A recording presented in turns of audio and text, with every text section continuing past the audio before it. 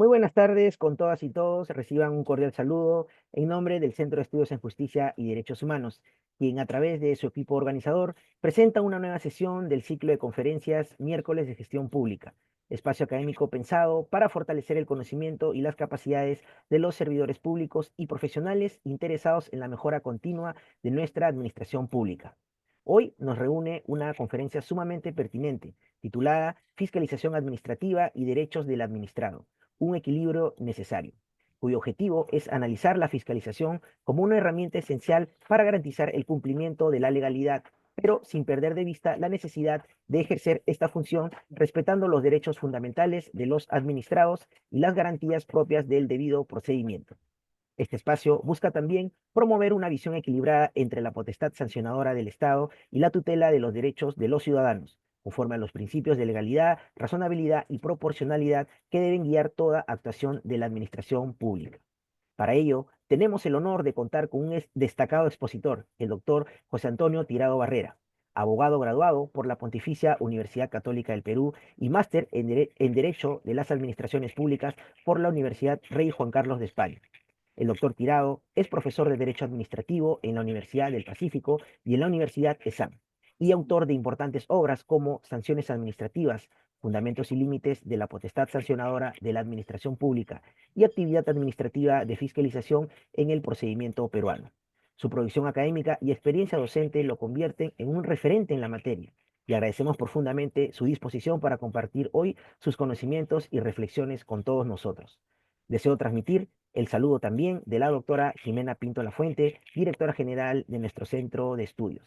Lamentablemente no puede acompañarnos esta tarde, pero desea expresar su reconocimiento tanto a quienes nos acompañan en esta plataforma como a nuestro expositor invitado por contribuir con este espacio de aprendizaje y diálogo. Quiero también resaltar el entusiasmo de todas y todos ustedes por participar activamente en este ciclo de conferencias, lo cual demuestra su compromiso con el fortalecimiento de una gestión pública más eficiente, legal y respetuosa de los derechos ciudadanos. La conferencia tendrá una duración aproximada de 70 minutos de exposición y al finalizar se abrirá una breve ronda de preguntas, las cuales pueden realizarla a través de la opción de preguntas y respuestas. Sin más preámbulo, damos inicio a esta importante conferencia. Doctor Tirado, lo dejo con el uso de la palabra. Bienvenido a los miércoles de gestión pública. Muchas gracias. Bien, simplemente para confirmar que se esté viendo la presentación y que se me esté oyendo. Sí, doctor. Perfecto. Muy bien, muchísimas gracias a todos y cada uno de ustedes por darse el tiempo para acompañarnos en esta conferencia, cuyo título me fue propuesto y que resume esencialmente una de las características fundamentales de la actividad administrativa de fiscalización. Por un lado, la fiscalización administrativa, la inspección administrativa cumple una finalidad orientada al aseguramiento de la eficacia, de la realidad de aquellas previsiones normativas que han sido dictadas por el legislador, desarrolladas por los reglamentos, en las que, como iremos viendo, se busca asegurar un conjunto de derechos, de intereses legítimos de las personas, de compaginar derechos que eventualmente puedan encontrarse en una circunstancia concreta contrapuestos o eventualmente en conflicto. Y, por otro lado, en cumplimiento de esa tarea, la necesaria observancia y cuidado de los derechos de los administrados que normalmente van a tener que soportar, y utilizo un término que es claramente usado para esclarecer el lado de carga, de gravamen que normalmente supone o que puede suponer el desarrollo de la actividad administrativa respecto del administrado que está obligado a entregar una información, a permitir el ingreso a un local, a responder un cuestionario, etcétera. En ese esfuerzo de compaginar la protección del interés general, cuya tarea está a cargo de la administración, y los derechos de los administrados. Para esto, en primer lugar, siempre es necesario dar cuenta de la definición que debemos manejar sobre lo que es la actividad de fiscalización. Y para ello debemos tener en cuenta que esta actividad, el ejercicio de esta actividad, esta potestad de la administración largamente construida a lo largo de los tiempos, tradicional en el ejercicio del poder público, mm, por supuesto, con antecedentes históricos que se remontan hasta tiempos bíblicos sin ninguna exageración. El recaudador de impuestos es antecedente de la administración, de lo que hoy entendemos que es la administración tributaria, en otro contexto, con otras finalidades, etcétera, pero ahí está como gran antecedente histórico de siglos y milenios atrás. Pero lo que hoy día entendemos como actividad de inspección o de supervisión, los términos que se utilizan indistintamente en nuestra legislación, está asociada inevitablemente, está asociada necesariamente, está asociada estructuralmente en la protección de los derechos y bienes constitucionalmente establecidos. ¿Qué quiero decir con esto? Que la inspección administrativa, la fiscalización administrativa no existe para la satisfacción de la administración, no tiene una finalidad autosatisfactiva, está porque es un instrumento, porque es una potestad que nos sirve para proteger los derechos de las personas, para asegurar la protección de los bienes constitucionalmente establecidos y a los que el ordenamiento jurídico otorga, por medio de la administración, una protección especial. SUNAFIL está encargada, no es la única, pero es la administración pública que está encargada de la protección de los derechos laborales, en los términos, en las condiciones, según los procedimientos que se tengan establecidos, pero su función es proteger los derechos, asegurar que aquellas normas legales que reconocen derechos laborales se cumplan en la realidad. La Constitución dice que el Estado vigila la libre competencia.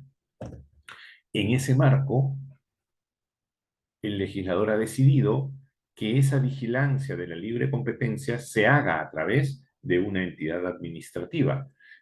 ¿Podría haber escogido el legislador otro modelo? Por supuesto que sí. Existen muchos modelos organizativos para la protección de la libre competencia. Nosotros hemos optado por un modelo muy apegado a nuestra tradición europeo-continental de la administración pública y tenemos una administración pública responsable de esa función. ¿Correcto? El INDECOPI, a través de la Comisión de Defensa de la Libre Competencia, la dirección o la Secretaría Técnica correspondientes.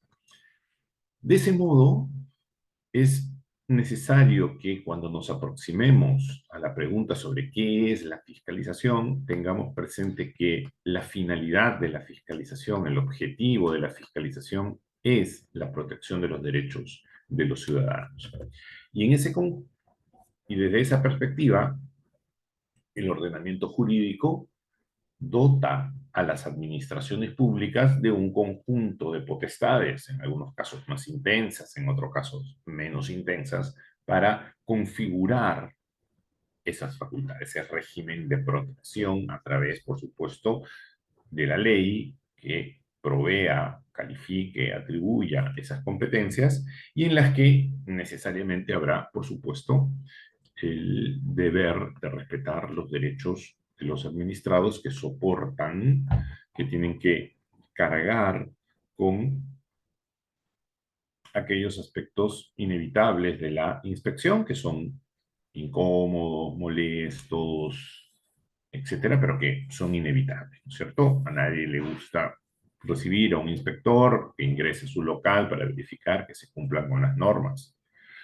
municipales, o las normas sobre propiedad intelectual, o sobre las normas sobre protección al consumidor, o que se verifique el correcto desarrollo de los procesos productivos en un laboratorio farmacéutico, pero es lo que corresponde que ocurra. En ese contexto, es importante también tener en cuenta que, aunque hay opiniones, como por ejemplo la del profesor Manuel Rebollo, que sostiene que la inspección se agota como facultad en la constatación del cumplimiento o incumplimiento de la ley, la definición que tenemos en nuestra ley y que yo creo que es la posición correcta, seguida por otros autores, asocia a la inspección o fiscalización no solo el hecho de constatar el cumplimiento de la ley, sino que vincula ineludiblemente a esa constatación la potestad de reaccionar ante un incumplimiento. Esto es lo que nosotros de manera general llamamos como medidas correctivas. De este modo, la inspección administrativa no debería, en mi opinión, agotarse exclusivamente en la constatación del incumplimiento de una norma, constatar que un local no tiene licencia de funcionamiento, constatar que un cierto producto no se encuentra debidamente etiquetado, que se está expendiendo alimentos insalubres, etcétera, sino que necesariamente esa inspección también implica la capacidad de reaccionar por parte de la administración, clausurando un local, incautando un alimento insalubre, prohibiendo la comercialización de ciertos productos, ordenando el reetiquetado de los mismos, etc. De esa forma, creo que la fiscalización adquiere en esa definición una capacidad de comprensión mucho mayor de la realidad y atiende, por supuesto, eh, a la complejidad de las materias que la ley le otorga. En nuestro país, el tratamiento, como ha ocurrido en otros ordenamientos, el tratamiento de la inspección administrativa ha sido una cuestión desordenada, no existe de manera ordinaria un tratamiento único, uniforme, general, probablemente por las peculiaridades que hay que atender en cada régimen sectorial. No es lo mismo referirnos a la inspección en materia farmacéutica que en materia de protección de datos personales, que en materia de libre competencia, y por lo tanto, seguramente cada uno de estos regímenes especiales merece o requiere una atención específica. Esto ha dado como consecuencia que exista un cierto desorden, puesto que cada régimen sectorial trajo consigo definiciones propias, categorías propias, que han dificultado su tratamiento unitario. Esto ha ido cambiando la importancia de la inspección administrativa se ha ido incrementando en el tiempo, diversos trabajos, numerosos artículos, libros, en nuestra propia doctrina aparecen ya publicaciones específicas dirigidas a estos temas, y que trae consigo, como acontecimiento central en nuestro ordenamiento, la modificación a la ley del procedimiento administrativo general a través de la ley, del decreto legislativo 1272 en diciembre del año 2016, que establece por primera vez en nuestro ordenamiento, y si no me equivoco, por primera vez, al menos entre los países de nuestro entorno cultural, la existencia de un capítulo específico sobre la actividad de fiscalización en la ley procedimental. La ley del procedimiento administrativo general recoge todo un capítulo dirigido a regular la actividad de fiscalización o inspección de manera unitaria, uniforme, general, con una pretensión omnicomprensiva de todas estas cuestiones, sin ignorar, por supuesto, que los regímenes sectoriales necesariamente tendrán que modular estas disposiciones comunes a las materias específicas de las que se traten. Pero es un esfuerzo muy importante con una indicación muy clara sobre algunas cuestiones claves. Primero, inspección, fiscalización, supervisión y cualquier otra denominación que se haya utilizado responden al mismo fenómeno. Ese fenómeno es el de la constatación del cumplimiento de la legalidad y el de la reacción ante el incumplimiento. Probablemente la mejor definición de la actividad de fiscalización se encuentre en la Ley General de Inspección del Trabajo, que de forma muy breve define así la actividad de la inspección laboral. Luego, la ley del procedimiento engloba un conjunto de componentes, de atribuciones propias de la actividad de fiscalización o inspección, reconoce los derechos de los administrados, define también los deberes que ellos tienen, que se resumen sustancialmente en el deber de colaborar con la inspección, tema sobre el cual regresaremos inmediatamente, y es muy importante que tengamos en cuenta que este esfuerzo de racionalización del poder, siempre complicado de soportar, abierto a los excesos, como la historia lo demuestra, etcétera, está destinado a configurar de la forma más equilibrada posible el ejercicio de la potestad de inspección o fiscalización. Ese es su objetivo, esa es su tarea, ese es el esfuerzo a que nos convoca la ley del procedimiento administrativo general, y en esa senda estamos avanzando.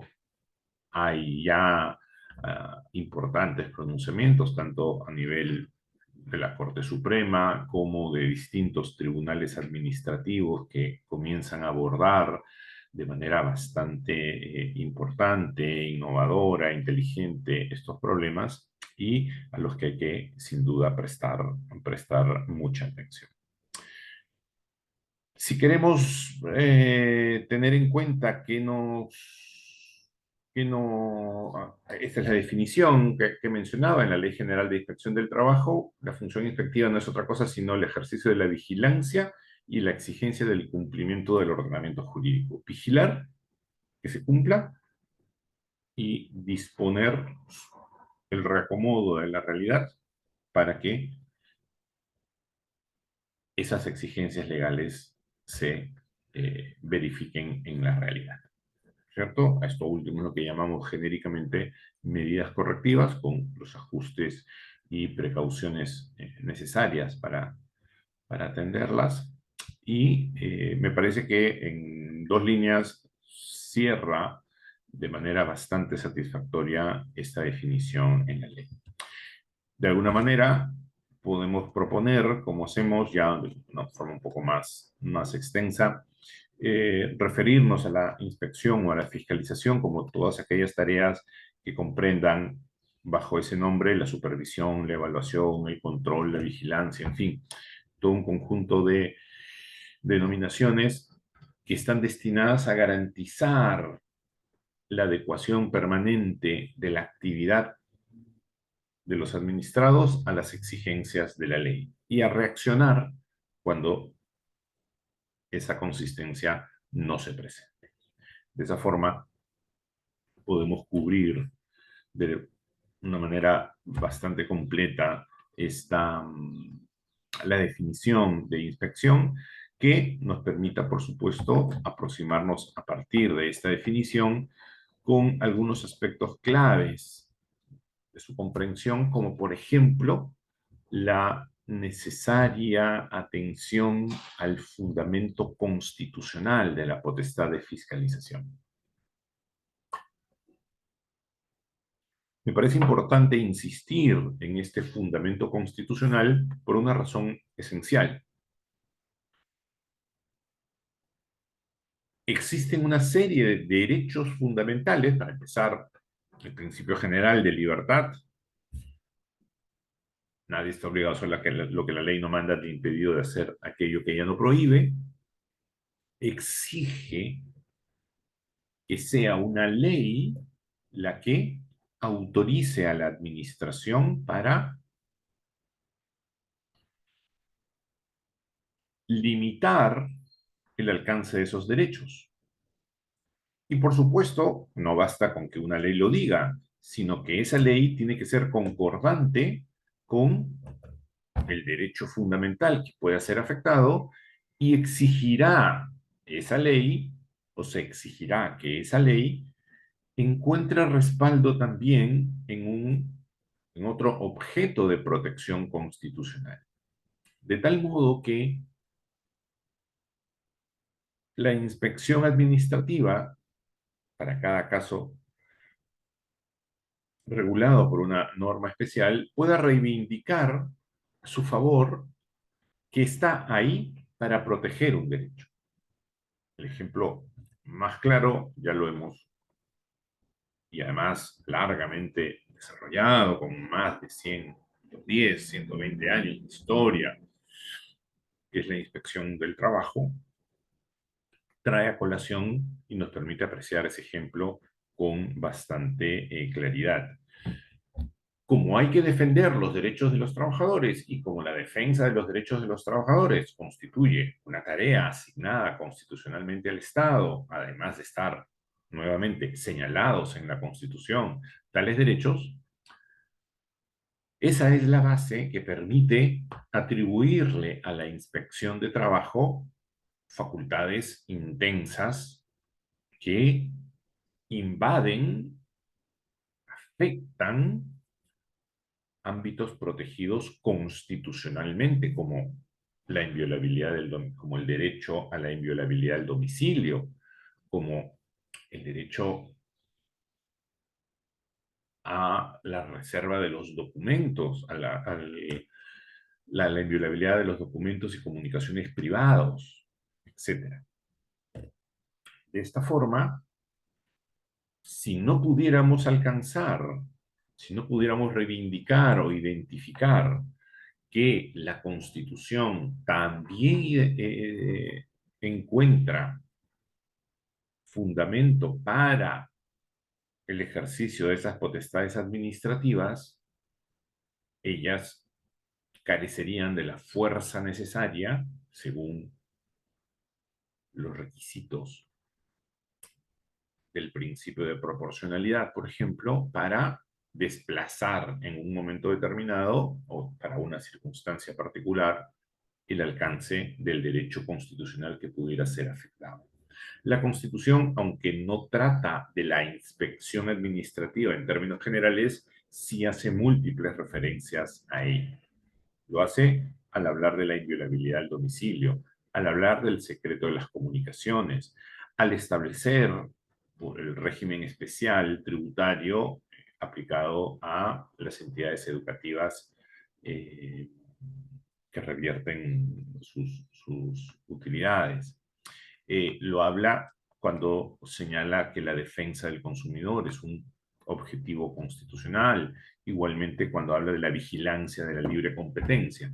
De esta manera, aunque la Constitución no se refiere específicamente a la inspección administrativa como tal, sí hace menciones a manifestaciones específicas de la misma, lo cual permite, a mi modo de ver, afirmar que esta se encuentra precisamente para la protección de los derechos fundamentales y de otros bienes constitucionalmente protegidos, para la salvaguarda de los derechos fundamentales y de otros bienes constitucionalmente protegidos. Esto, por ejemplo, queda muy claramente establecido en el tratamiento del derecho a la inviolabilidad de las comunicaciones privadas. Si leemos el artículo 210 de la Constitución, que habla de la inviolabilidad de las comunicaciones y documentos privados, establece la regla general que nadie puede tener acceso a los documentos y comunicaciones privadas, establece las excepciones que únicamente se sustentan en la autorización judicial, la regla de la prueba ilícita en aquellos casos en los que se accede a esos documentos sin contar con la autorización judicial, pero al final del párrafo,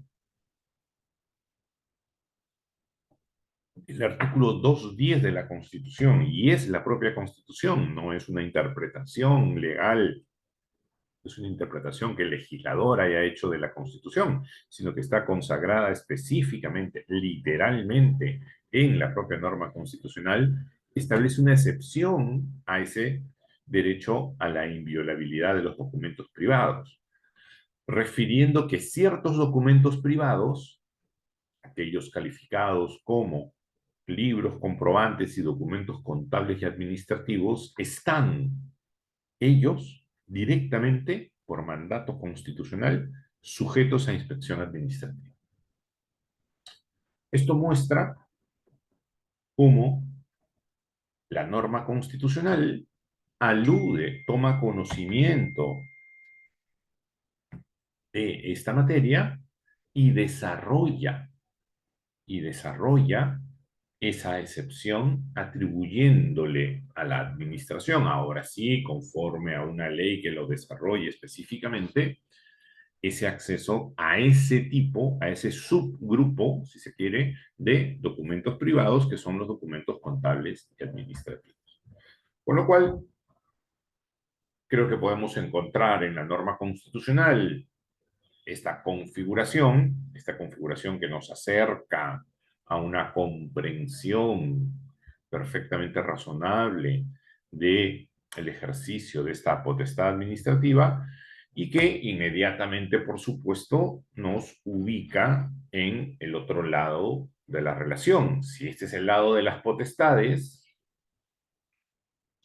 luego cada régimen sectorial lo establecerá, pero normalmente esas potestades administrativas se refieren a acceso a la información, requerimiento de información, entrega de información, ingreso a locales, autorización para entrevistar o interrogar, sea personalmente o sea a través del envío de formularios o cuestionarios, la toma de muestras, etcétera, etcétera, como manifestaciones concretas de esa potestad de inspección y, evidentemente, frente a esas potestades se configura inevitablemente, inexorablemente y necesariamente un conjunto de derechos de los administrados frente al desarrollo de las actuaciones de inspección. Estos derechos cabría configurarlos en términos generales como derechos de los inspeccionados, del sujeto inspeccionado, a que esa inspección sea legal, sea proporcional, sea oportuna y que no resulte excesiva.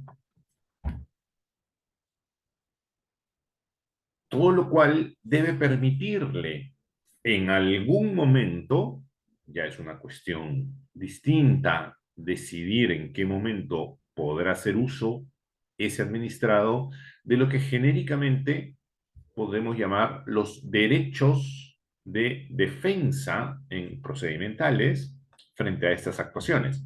Tenemos que tener en cuenta que una característica inevitable de la actuación administrativa es su carácter no procedimental.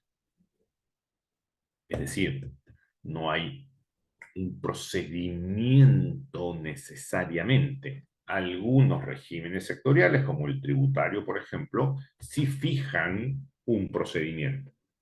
No dejan de tener otras manifestaciones no procedimentales, pero el legislador puede, entre comillas, procedimentalizar el desarrollo de la inspección, fijando un inicio, fijando un plazo, fijando una forma de término, unas ciertas consecuencias, etc.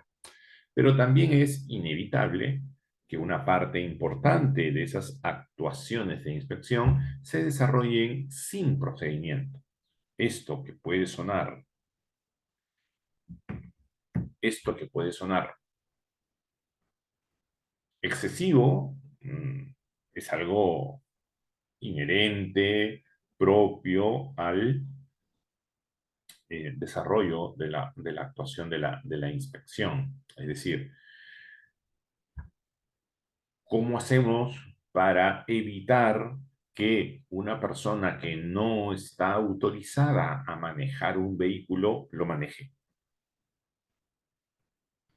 Tenemos, entre otras medidas, una de las principales es el de realizar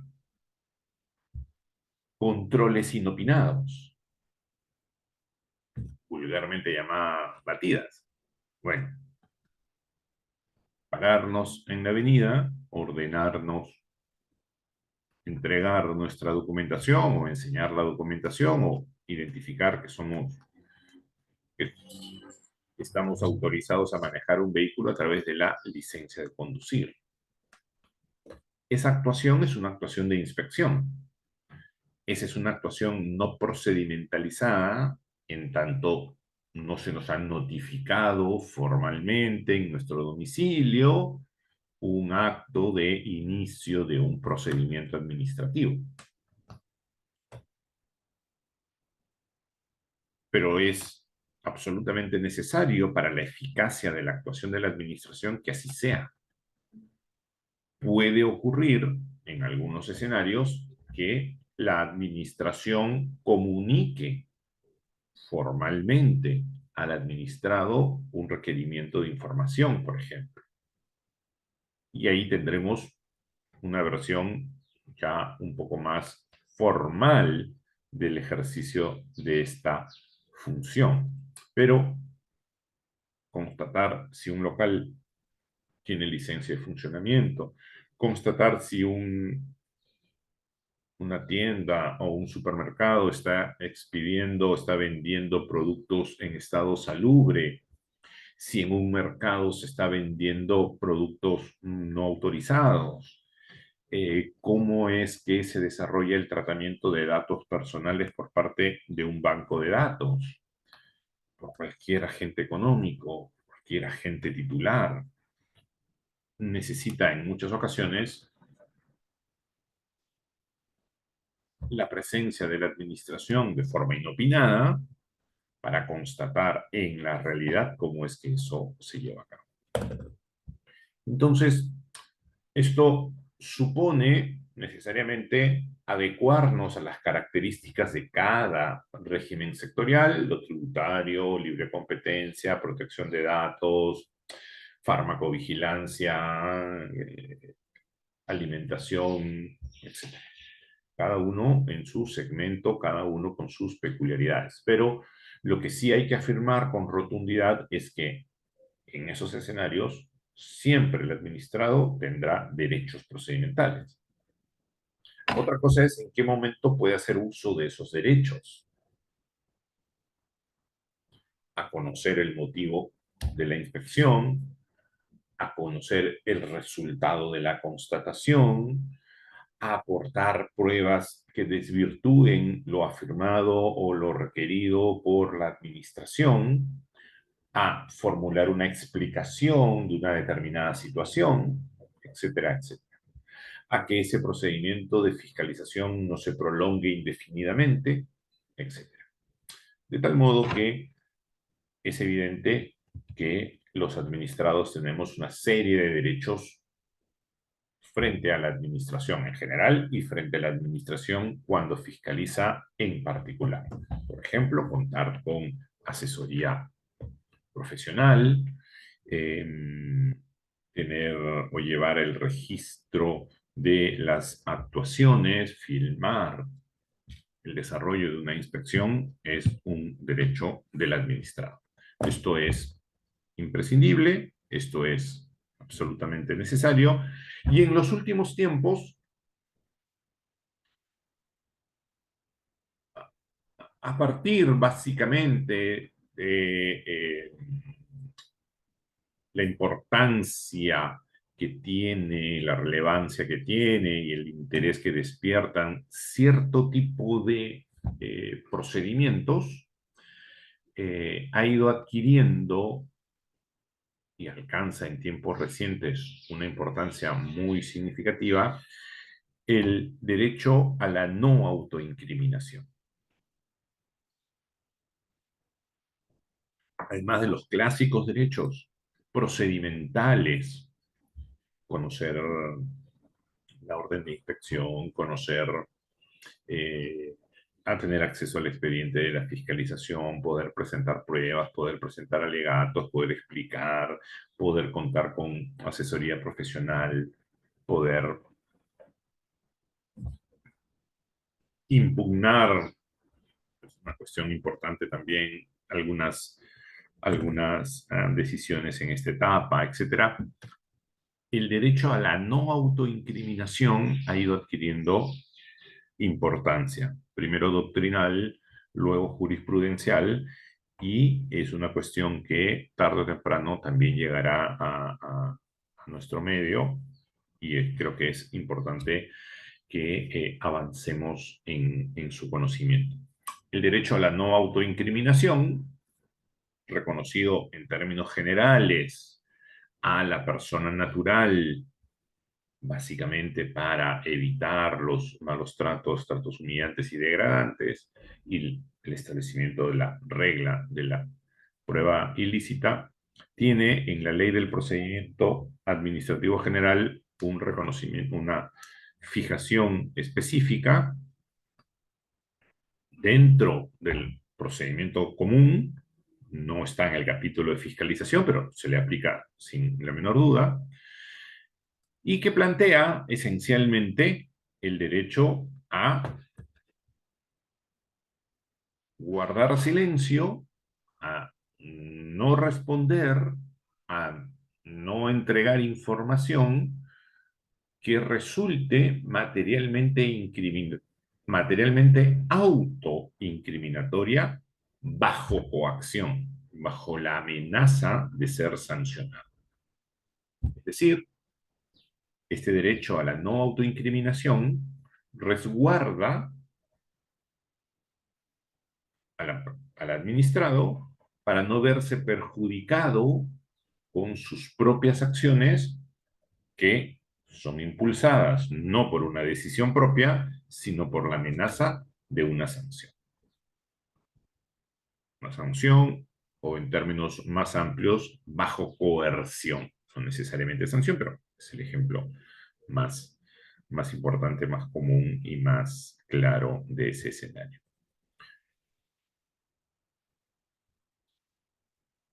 Este derecho a la no autoincriminación, rápidamente habremos comprendido, se enfrenta a lo que es de ordinario parte integrante del régimen de la fiscalización, que es el deber de colaboración del administrado con la administración que desarrolla actuaciones de inspección. Este deber de colaboración supone un ejercicio destinado a dotar de eficacia y a hacer, lo menos agresiva posible la actuación de la administración, exigiéndole al administrado dos cosas fundamentalmente. Lo primero es que el administrado tenga que soportar el desarrollo de las actuaciones de inspección. Este es un deber pasivo, hay que soportar, es una carga. Uno se pone al costado y la administración ingresa al local. No hay que hacer mucho más que eso.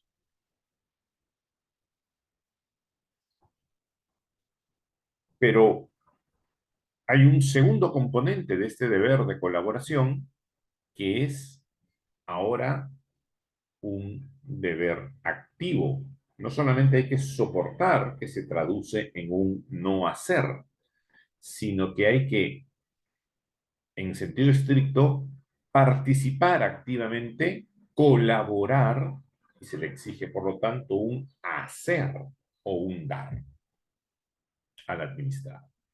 Ese deber de colaboración en sentido estricto ahora se va a manifestar, va a requerir, se va a configurar en un comportamiento positivo que se le exige. Usted tiene que entregar, usted tiene que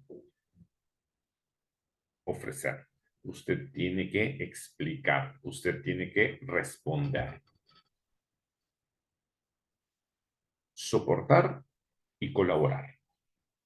Deber pasivo y deber activo. Esto inmediatamente pone en tensión el derecho a la no autoincriminación, porque, como podremos entenderlo rápidamente, hay claramente una situación conflictiva entre no incriminarme, en mi derecho a no incriminarme y mi deber de colaborar con la inspección. Esto plantea, sin duda, problemas interpretativos complejos que en tribunales tan especializados y con tanta tradición y calidad jurídica como el Tribunal Europeo de Derechos Humanos o el Tribunal de Justicia de la Unión Europea vienen planteando, sin duda, en distintos niveles y por distintas razones, problemas interpretativos muy complejos. Básicamente, además, tenemos que tener en cuenta que la colaboración con la inspección que permite facilitar el desarrollo de esta actuación suele estar protegida, suele encontrarse reforzada con la tipificación de una infracción o de la tipificación como una infracción de las conductas que constituyan obstaculización, retardo o negativa para colaborar con la inspección. Entonces, nos movemos en un escenario muy complicado, ¿correcto? Tengo el deber de colaborar, si no colaboro soy sancionado y además puedo estar autoincriminándome si es que entrego cierta información bajo cierto contexto. Esto supone sin duda problemas interpretativos muy interesantes, muy fuertes, que será necesario ir atendiendo progresivamente para comprender razonablemente el alcance de estas atribuciones tan importantes en manos de la administración. De todos los instrumentos disponibles para el desarrollo correcto y ordenado de la actuación de inspección y para que ese desarrollo sea razonable y se lleve a cabo dentro de los límites de los derechos del administrado, hay un instrumento que es de gran utilidad. y que es muy importante tenerlo en cuenta porque es el mecanismo que permite limitar razonablemente el alcance de las actuaciones de la inspección y que nos permite comprender y asegurar que se hagan de la mejor manera posible. Ese instrumento es la orden de inspección. La orden de inspección es un instrumento que sirve para acotar lo que inevitablemente caracteriza a la actividad de fiscalización, como es su carácter discrecional. El desarrollo de la actividad de inspección es significativamente, profundamente discrecional. Esa discrecionalidad, sin embargo, será siempre necesario acotarla, justificarla. El instrumento existente para ello, o uno de los instrumentos existentes para ello, es la orden de inspección. Con la orden de inspección nos encontramos con,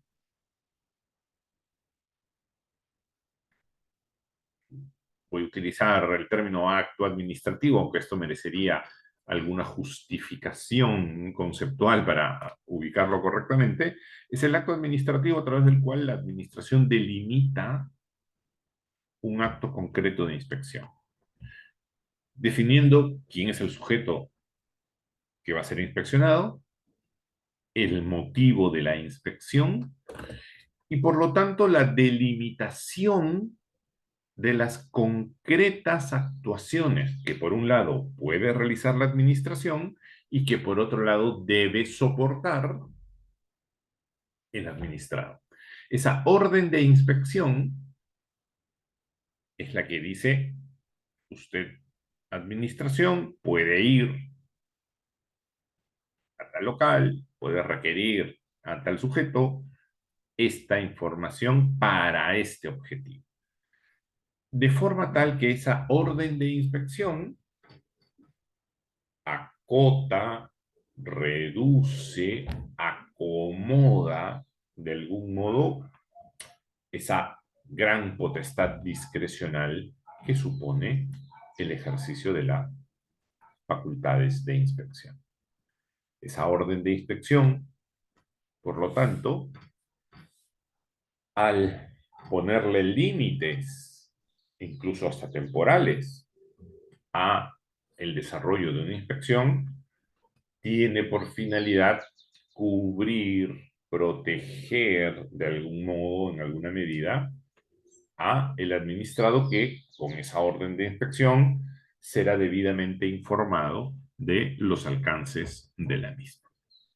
Y de esa forma podrá marcar de algún modo el límite de las actuaciones de la inspección.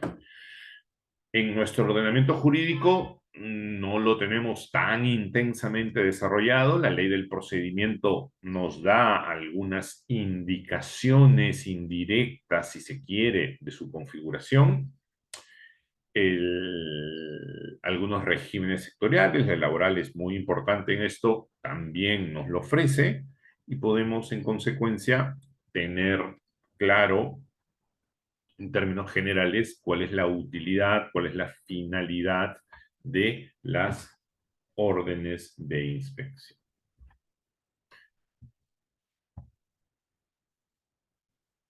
Otro gran escenario para el desarrollo de las actuaciones de inspección lo encontramos en los requerimientos de información. Los requerimientos de información son uno de los instrumentos más utilizados por las administraciones para alcanzar conocimiento, para certificar el cumplimiento de la ley, para verificar el cumplimiento del ordenamiento en general y no me voy a detener en el detalle, pero en la presentación, que seguramente les será compartida, tenemos ejemplos de distintos tribunales administrativos que muestran cómo juega este requerimiento de información, estos límites en el requerimiento de información, cómo se conecta con el concepto de orden de inspección para acotar el ejercicio de las potestades de la administración. Eso es muy importante porque es el alfa y el omega del derecho administrativo. Es el principio y el fin. La configuración de las potestades administrativas destinadas al servicio del interés general con respeto a los derechos de los administrados. Esa triada, ese triángulo de conceptos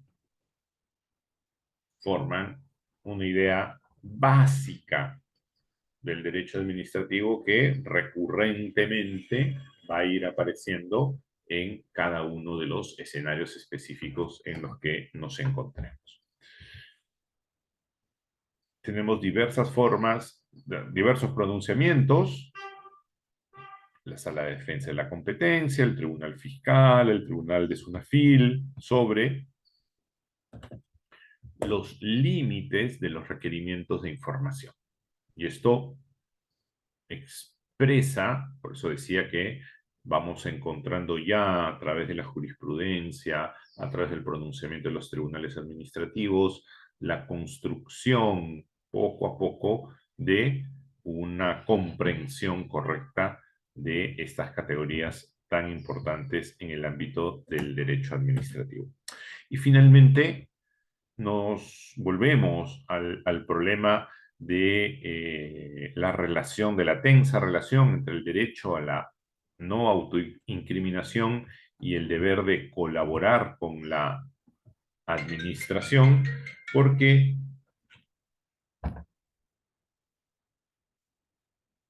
por un lado partimos de un derecho fundamental, el derecho a la no autoincriminación. De esta definición comienzan a surgir algunos problemas. Ese derecho se verifica también para las personas jurídicas. Obviamente es un derecho de las personas naturales, pero ¿y de las personas jurídicas? El fundamento histórico nos entronca con la prohibición de la tortura. Difícilmente ese sea un fundamento para atribuírselo a las personas jurídicas. Pero la ley del procedimiento reconoce el derecho a la no autoincriminación en general a los administrados. ¿Tiene el mismo alcance para personas naturales que para personas jurídicas? ¿Qué significa autoincriminarse? Y ese es un elemento clave. En los distintos textos que podemos consultar sobre esta cuestión, la idea de la autoincriminación está asociada a la idea de la amenaza. Repito, este derecho tiene su origen histórico en los abusos, la tortura, los malos tratos, el forzar la confesión de un presunto culpable. No es necesario recordar sus orígenes históricos más allá de esta breve referencia. Pero entonces, eso significa que uno está declarando bajo amenaza, bajo la amenaza de ser condenado, bajo la amenaza de que ocurra algo a uno o a quien dependa de uno. Por lo tanto, información o documentación o declaraciones que hayan sido producidas sin que exista esta coerción o esta amenaza no entran dentro del alcance del derecho a la no autoincriminación. El ejemplo, o uno de los ejemplos tradicionales en esta materia, es un caso resuelto por el Tribunal Supremo de los Estados Unidos, en el que un ciudadano que es investigado por la autoridad tributaria, invoca el derecho a la no autoincriminación para no entregar, o en todo caso para que no sea utilizado en su contra, documentación contable paralela que había llevado en su empresa. Documentación, contabilidad paralela que le servía para evadir impuestos, para no pagar impuestos. Decía, si a mí me obligan a entregar esos libros, es una autoincriminación, porque esos libros claramente están indicando que se habían cometido el ilícito. Y la respuesta del Tribunal Supremo de los Estados Unidos es, ahí no hay autoincriminación. No hay autoincriminación porque no hubo coerción. Esa doble contabilidad fue libremente elaborada por el contribuyente. Ahí nadie le puso una pistola en la cabeza para falsificar documentos.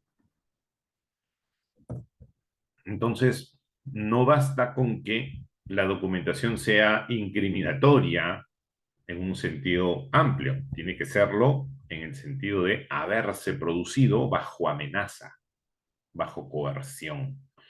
Y contemporáneamente, y la profesora Lucía Alarcón, que es una destacada profesora especialista en Derecho Administrativo y que trabaja intensamente, entre otros, los temas del Derecho Administrativo Sancionador, afirma que en la evolución de la jurisprudencia del Tribunal de Justicia de la Unión Europea, fundamentalmente el derecho a la no autoincriminación, que se ha desarrollado esencialmente en casos en materia de defensa de la competencia, tiene para las personas jurídicas un contenido muy reducido. Ese contenido muy reducido se limita al derecho a no responder preguntas directamente autoincriminatorias. Es decir, usted es el culpable de la comisión de la infracción y cosas más o menos en ese sentido. Todavía en nuestro medio es una cuestión por desarrollar. Creo yo que no es una cuestión que, hasta donde alcanzan mis conocimientos, no hay un tratamiento muy extendido de la materia en nuestra doctrina. Nuestra legislación lo reconoce desde hace tiempo. Tenemos, por ejemplo, el caso del decreto legislativo 807, que es del año 95, 96, y por supuesto otras disposiciones, pero en todo caso, esta es una cuestión que de algún modo deja un amplio margen de desarrollo todavía en esta materia. Dicho esto, he querido mostrar de una manera un poco apresurada, pero creo que marcando al menos los títulos principales de los temas que configuran esta tensa relación. Es necesario dotar a la administración de facultades normalmente fuertes, intrusivas, gravosas en materia de fiscalización para proteger los derechos de los trabajadores, de los consumidores, de los usuarios, de los adquirentes de productos farmacéuticos, de la ciudadanía en general. Y por otro lado, es necesario preservar un núcleo duro y suficiente de derechos del administrado, porque nada justifica avasallarlos.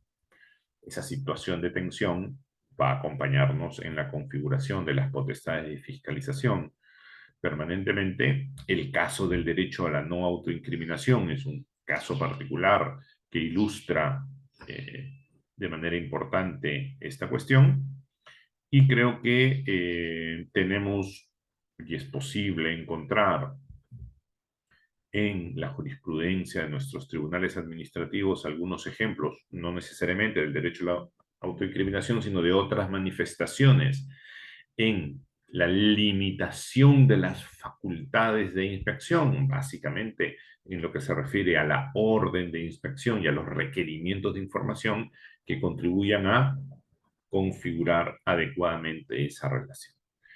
y con ese objetivo es que me comprometí a realizar esta presentación con mucho gusto. Es un tema que me interesa en particular.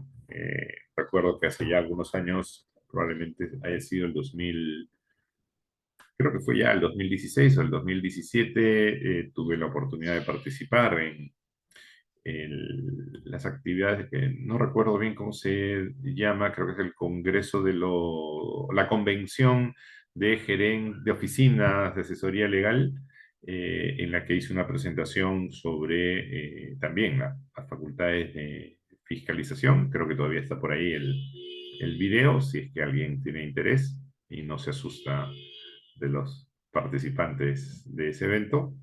Eh, y yo quedo muy agradecido con Jimmy Torres y con el Ministerio de Justicia por esta oportunidad y quedo muy agradecido a la participación de todos y cada uno de ustedes. Jimmy, queda a tu disposición. Muchísimas gracias, doctor Tirado, por su presentación el día de hoy. Le agradecemos mucho. Asimismo, también agradecemos a las más de 1.800 personas que nos vienen acompañando en la sesión del día de hoy. Ahora, doctor, quiero compartir algunas consultas que nos han realizado nuestro atento público, por favor. La primera consulta es, en un proceso disciplinario, ¿cree usted, doctor, que sería justo considerar la gravedad de la falta y el historial del administrado antes de aplicar la sanción máxima, específicamente si se habla de un primer proceso? A ver, no tiene que ver con el tema de la exposición, tiene que ver con el ejercicio del, del derecho disciplinario, que es una vertiente del derecho administrativo sancionador, y sin duda los antecedentes de la conducta pueden ser considerados en la configuración de los atenuantes de la misma, ¿no? Así que no tengo duda de que eso debe ser evaluado en función básicamente del principio de razonabilidad de la sanción. Gracias, doctor. Sí, otra de las consultas que nos comparten ¿es posible realizar la fiscalización posterior en procedimientos administrativos sujetos a evaluación previa con silencio administrativo negativo y en el cual se presentan documentos originales? Si está sujeto a silencio negativo, a ver, independientemente de cuál sea el régimen del silencio administrativo aplicable, todo administrado tiene un deber de lealtad, de probidad, y por lo tanto tiene que presentar documentos ciertos, tiene que presentar documentos verdaderos, no puede falsificar documentos, no puede falsear información. Entonces, en cualquier tipo de procedimiento, aquí el que sea un procedimiento sujeto a silencio positivo o silencio negativo no afecta en absoluto el cumplimiento y la extensión de ese deber de probidad. Distinto será cuál es la consecuencia si es que en base a documentación falsa se ha producido el silencio positivo y por lo tanto entendemos aprobado lo solicitado y hay un acto administrativo y cómo es que buscamos dejarlo sin efecto. ¿Correcto? Esa es otra historia. Pero que yo pueda fiscalizar es absolutamente razonable que lo pueda hacer. Gracias, doctor. Otra de las consultas que nos comparten estimado doctor, ¿en todos los casos debemos ser notificados con el informe final de instrucción emitidos por las municipalidades o cualquier otro organismo público? Sí, punto. No hay más que añadir. Siempre. He visto casos en LinkedIn, por ejemplo, muchos colegas publican resoluciones o comentan, alguna municipalidad o alguna entidad notifica el informe final de instrucción con la resolución final. Eso es una ilegalidad del tamaño de un elefante. ¿Por qué? Porque el informe final de instrucción, ¿cuál es su finalidad? Es la de cerrar el proceso, la etapa de instrucción. De hecho, es tan importante que recién ahí es posible conocer de forma completa la acusación, que no necesariamente lo está al momento de la imputación de cargos, porque a lo largo de la instrucción, la autoridad administrativa ha podido desarrollar actividad probatoria para confirmar, ampliar o descartar la hipótesis inicial. Así que cumple conceptualmente una función absolutamente esencial y cierra la posibilidad del derecho de defensa, porque además la ley dice, notificado que sea, tengo 5 días para presentar descargos. ¿Qué descargo voy a presentar si ya me han sancionado? Así que la respuesta en dos letras, sí. Gracias, doctor. Nos consultan también si es que, doctor, pudiera usted mencionarnos un poco acerca de los aportes tecnológicos en cuanto a la fiscalización administrativa.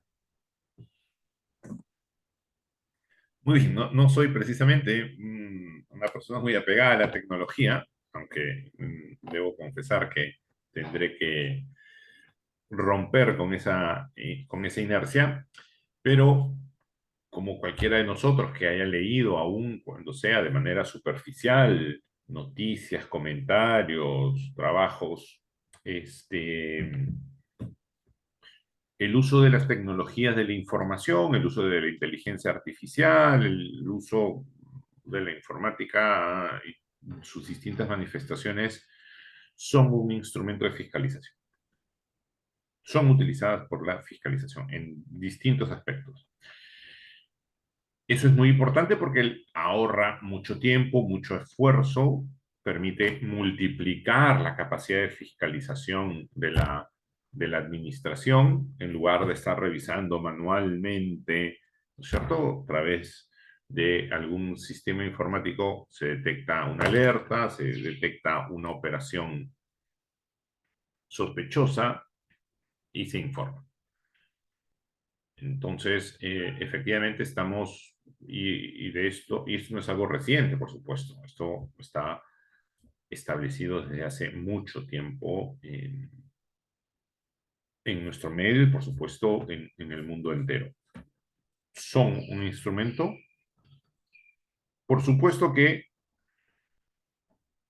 hay que extender a esa zona técnica aparentemente inmune al derecho las consideraciones jurídicas que correspondan.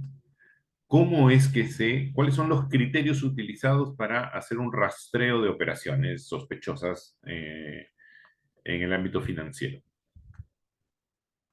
Por ejemplo, ¿para qué? Para evitar sesgos discriminatorios, para evitar falsos positivos y falsos negativos, o sea, para cuadrar y validar efectivamente que la búsqueda sea correcta. ¿Quién toma la decisión? Si es que en base a esa información se adopta una decisión, por ejemplo, bloquear un préstamo bancario o denegar un préstamo bancario, cancelar una tarjeta de crédito, ¿quién toma esa decisión? Porque decir que el sistema es escaparse de esa identificación. El sistema no toma ninguna decisión. Alguien rellena, ¿no es cierto?, el formulario, alguien llena el formato, alguien da la instrucción y dice, en estos casos hay que proceder así. Entonces, la identificación de un sujeto responsable que tiene que tomar esa decisión o ante el cual sea posible impugnar esa decisión.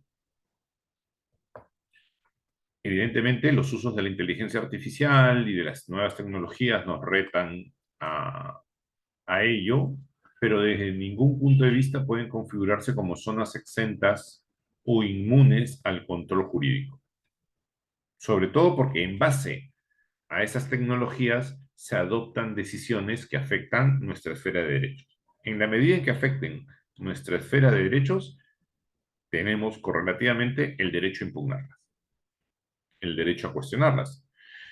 Y yo solamente puedo cuestionar lo que conozco. ¿Cuál es la razón por la que se me deniega un crédito? No, el sistema dice que no. Bueno, hay que reconstruir esa idea. Gracias, doctor. Otra de las consultas que nos comparten es, estimado doctor, hay entidades que confunden o equiparan la actividad de fiscalización con la fiscalización posterior. En ese sentido, ¿cuál sería el elemento o característica que las distingue? A ver, hay que tener en cuenta que inspección o fiscalización,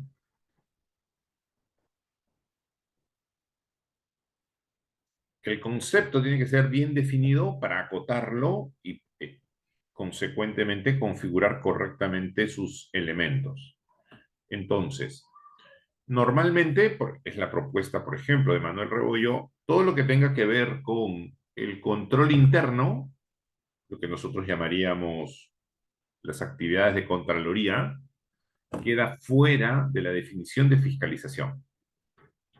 No porque no sea fiscalización, sino porque si hacemos muy grande, si llenamos de muchos elementos el concepto, no vamos a poder trabajarlo adecuadamente. ¿Correcto? Entonces, todo lo que tiene que ver con el control gubernamental interadministrativo, en esos términos de control gubernamental, conforme a nuestras definiciones, quedaría fuera de el concepto de fiscalización que hace uso la ley del procedimiento administrativo general. Tiene su propia lógica, su propio razonamiento, sus propias normas. En ese punto, el control posterior, la fiscalización posterior de la documentación presentada en el caso de los procedimientos sujetos a aprobación automática o silencio positivo, es manifestación de la fiscalización administrativa. Si yo tengo un procedimiento para obtener una licencia de funcionamiento sujeto a aprobación automática y por lo tanto a control posterior, ese control posterior está dentro del concepto de fiscalización administrativa en sentido estricto, si se quiere, que estoy manejando. Así que, en principio, en mi opinión, no hay ninguna diferencia. De acuerdo, doctor. Vamos ya pasando a las últimas consultas. En cuanto al deber de colaboración, ¿existe algún límite? Por supuesto, siempre hay límites en el derecho. No hay ni potestades ilimitadas ni derechos ilimitados. Así que el deber de colaboración encuentra, por supuesto, limitaciones. Para empezar, esas limitaciones tienen que ser, digamos, esas exigencias del deber de colaboración tienen que ser razonables, ¿correcto? Eh, es muy común que en el desarrollo de una inspección se lleven pues equipos de computación, la computadora, una impresora, etc. Muy bien. Es un deber de colaboración claramente establecido permitir la conexión con, o sea, permitir enchufar la computadora a la electricidad del local que estoy fiscalizando, por ejemplo. ¿Correcto? Negarse a eso, digamos, es un absurdo. Pero pedir que traigan un grupo electrógeno no tiene ningún sentido, ¿correcto? Entonces, está en lo proporcional de la exigencia, en lo necesario para el objeto de la inspección. Ese deber de colaboración ya está asociado con la orden de inspección. ¿Para qué vienes? ¿Qué me estás pidiendo? Y lo que me estás pidiendo tiene que estar conectado a lo que te han ordenado que hagas, que es a lo que se refiere la orden de inspección. Entonces no me puedes pedir algo que está fuera de la orden de inspección, por ejemplo. O si yo legítimamente tengo una parte de mis archivos, de mis documentos, de mis papeles guardados en un depósito que está en Lurín, en manos de una empresa especializada en manejo de documentación y de archivos, que las hay, no me pidas que te presente inmediatamente ese documento porque yo no tengo ningún deber de conservarlo físicamente en este local. Tengo el deber de conservar los documentos. Y y te digo que está en Lurín, en un depósito, y que me lo van a traer en 2 días, o me lo van a traer mañana, o te doy una copia.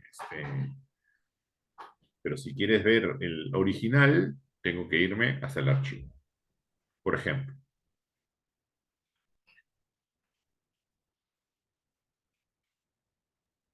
De acuerdo, doctor.